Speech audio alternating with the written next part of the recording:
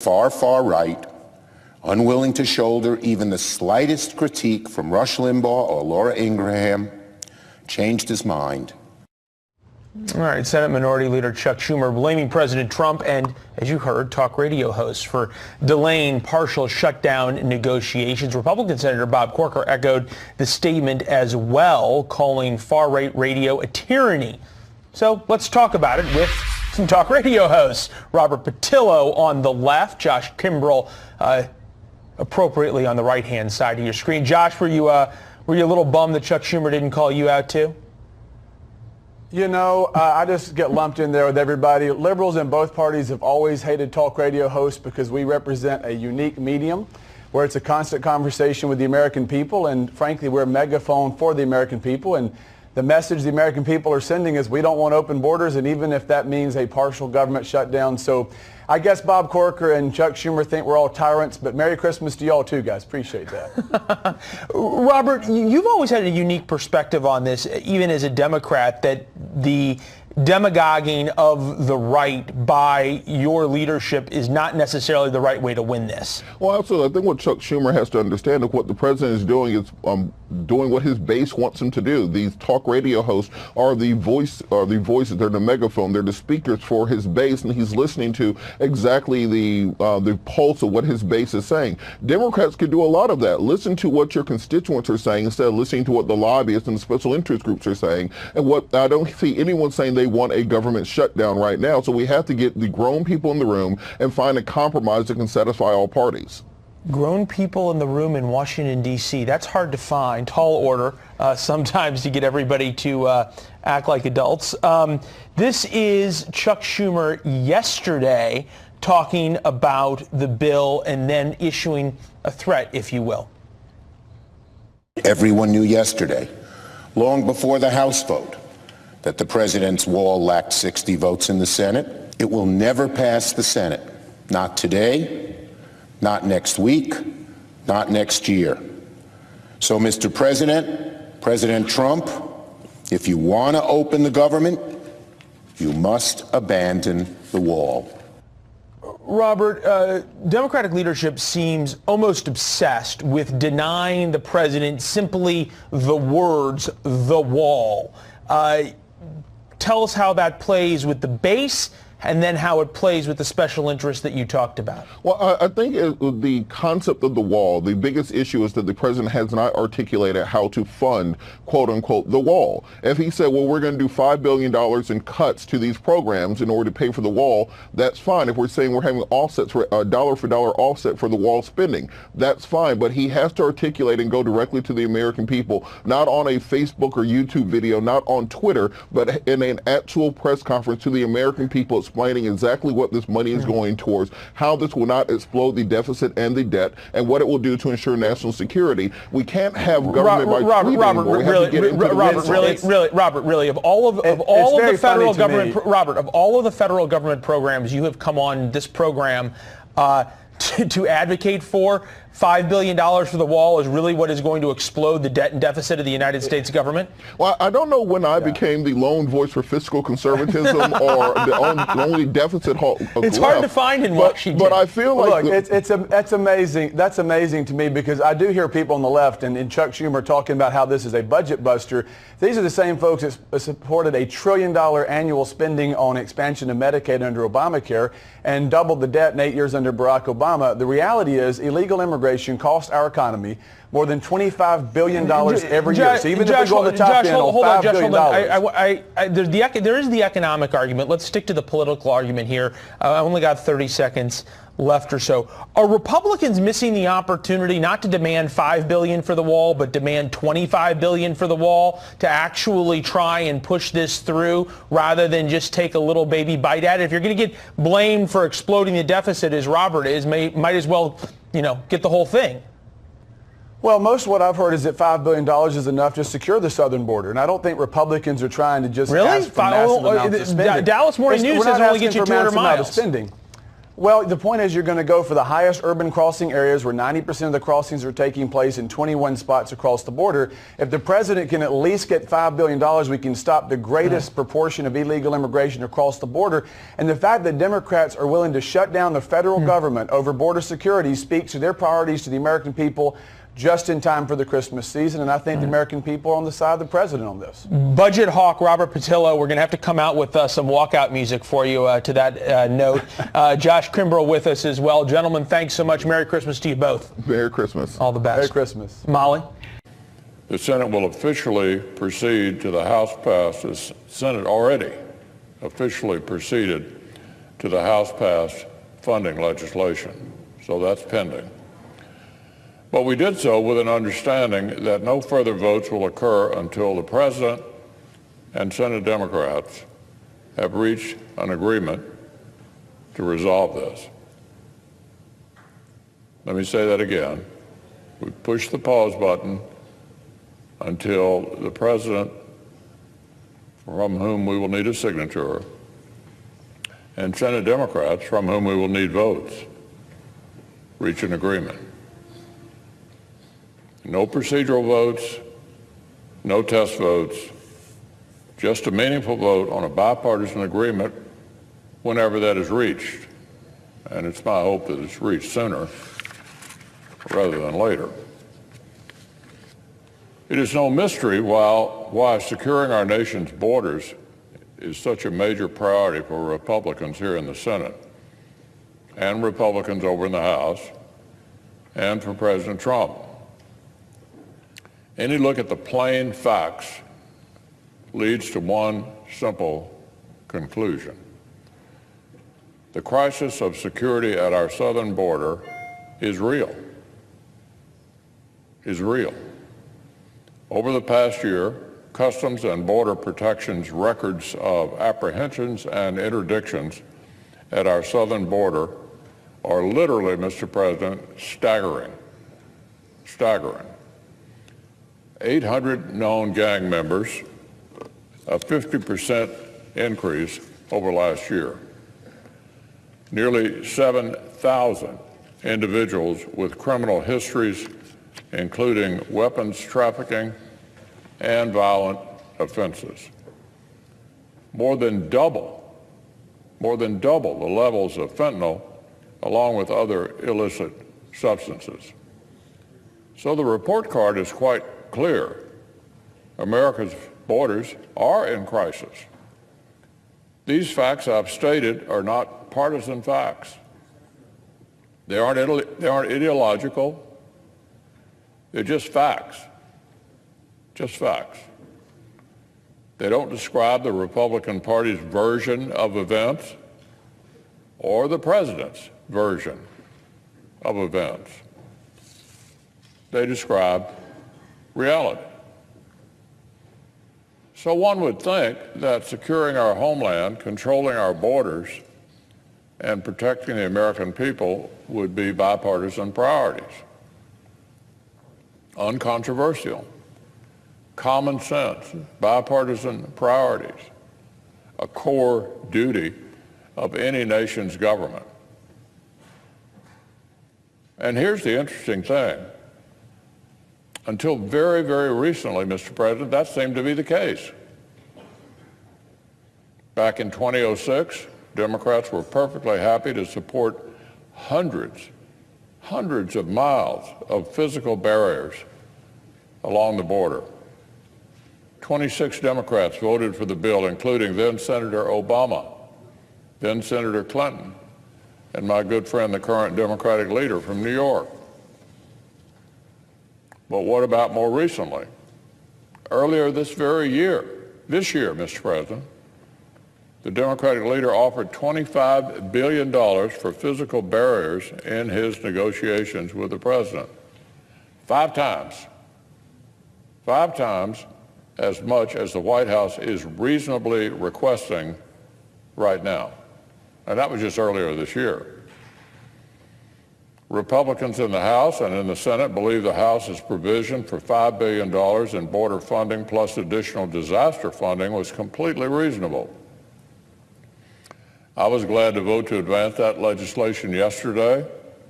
My colleagues and I are proud to stand with the American people on this subject for the safety of American families and the health and security of our communities. But this time, Democrats have rejected that reasonable request. They've refused to meet President Trump halfway and provide even one-fifth of the resources for the border they were willing to provide just a few months ago. Just a few months ago. There's no bright line of principle that separates hundreds of miles of physical barriers in 2006 from new physical barriers in 2018. There is no major philosophical shift that made $25 billion for border security worthwhile just a few months ago, but makes a far more modest investment of $5 billion immoral, and unacceptable today? No, Democrats haven't rejected the president's request and invited this partial government shutdown because of some principled objection that they just discovered in the last few weeks. It's not some principled discovery they've just made in the last few weeks. They brought this about because they're under a lot of pressure. We all know this. From their far left, and feel compelled to disagree with the president on almost anything, and certainly this. So that's where we are, but we don't need to be here for long. In order to get us out of this mess, a negotiated solution will need to check these boxes. It's really simple, Mr. President, really simple. It will need the support of 60 senators, which will obviously include a number of Democrats. It will need to pass the House, and it will need a presidential signature. That's how we make a law in this situation. 60 votes in the Senate, majority in the House, and President Trump's signature. That's what's needed. That's what will end this regrettable episode. Reopen the lapsed portions of the federal government and produce the investment in border security that our nation really needs. So I'm glad that productive discussions are continuing at this hour between my friend, the Democratic leader in the House, and the White House. When those negotiations produce a solution that is acceptable to all of those parties, it will receive a vote here on the Senate floor. All right. Let me tell you about Abby Johnson. Abby Johnson, another great person whose life just totally changed. She was working for Planned Parenthood for years. She was a supporter of abortion. She had abortions. She rose through the ranks of Planned Parenthood, started running the place, and then she had to actually go into a room with an abortion. And her whole world changed. She'd be a great conversation on a podcast as well, actually, at some point. They're putting together a film called UnplannedFilm.com. UnplannedFilm.com. You can read the story. You can check out the videos. You can lend your support, which would be really important. When we want to get these messages out, we need to support them when they come up. UnplannedFilm.com. UnplannedFilm.com is the place to go. The fusion of entertainment and enlightenment. This is the Glenn Beck Program. This has not been a good couple of weeks for Donald Trump. And well-timed if you're a fan of the president, because nobody's really paying attention to the news right now. But if you are, just look at what's happened in the last 2 weeks alone. Kavanaugh has gone to the side of the Democrats in the Supreme Court when it comes to abortion. The Russian agreement that everybody was in denial of for so long, and the president said never existed, that came out yesterday. He folded on the border, and not only are they not going to pay for the wall in Mexico, there is no wall, and we gave them $5 billion. Okay, then North Korea came out yesterday. North Korea said that we're not going to denuclearize at all unless you remove your troops. Syria, we're abandoning the Kurds again. Yesterday, the president just announced on Twitter, no one at the Pentagon even knew. We're going to pull our troops out of Syria. It's time for them to come home. Wait, what? The poor Kurds? The Christians? ISIS is not dead. They've just been pinned back. What does that mean? It's not been a good week. We'll give you some of the details and what it all means in 1 minute. This is the Glenn Beck Program. I didn't even get to the bump stock thing yesterday. Oh, that's my cause du jour right now. My gosh. All right. First, let me tell you about FilterBuy. FilterBuy is our sponsor, and then back to the program in less than a minute now. It's FilterBuy. FilterBuy makes filters for your air conditioning and HVAC system, your heating, and they're all made here in America. There was a factory that was about to be closed down, and it was a family-owned operation. A guy who married into the family was working on Wall Street. And the family was really upset because it was a grandfather's business and it just was going to go out of business. And he said, you know what? We got to find something that we can make. We're not going to, it's a small town. We're not going to put all these people out of work. And so they found that American-made air filters could be made cheaper and better, and they could get them to you in a different way than through, Home Depot or Lowe's. That's how FilterBuy was born. Now they make great filters, one of the leading filter makers now in America. And the thing I love about them is I don't have to think about it. I order it and I say auto renew, and whenever I'm supposed to change the filter, they show up at the front door. I put it in. It makes my life really super simple because, quite honestly, this is more than I even want to think about filters for the rest of my life. All right. We do it one time, and until we get the Jetsons robots and they actually will do the filter replacement for you, that's the next step. But until then, this is the best we have. So it's filterbuy.com. FilterBuy.com. Save 5% if you're on auto renew. It is filterbuy.com.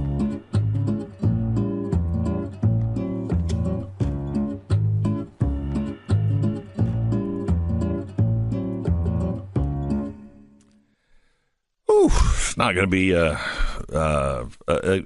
good day for Donald Trump fans.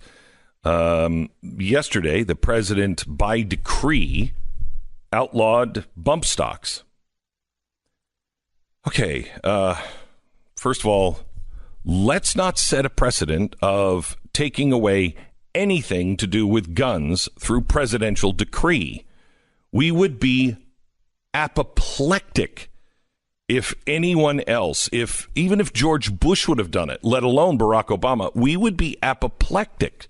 Now, I am not defending bump stocks. I don't know anybody who uses them or why you would want them. You can do the same thing with a rubber band or your belt loop. I mean, it doesn't matter. People are going to find a way around it. But you don't ban it. And for this president to come out and just, at a time when people are not talking about this, I mean, we just gave away something that I don't care that you could have given away as a compromise later in Congress. Right. You're telling me you couldn't get a bump stock ban through Congress with Democrats? Of course you could. Of course you could have. Of course you could. Why would we force this through? And again, I think it's completely unconstitutional. I do too. First of all, we should set the baseline there. It's unconstitutional to do this. This is obviously an infringement on your ability to bear arms. Obviously. It is.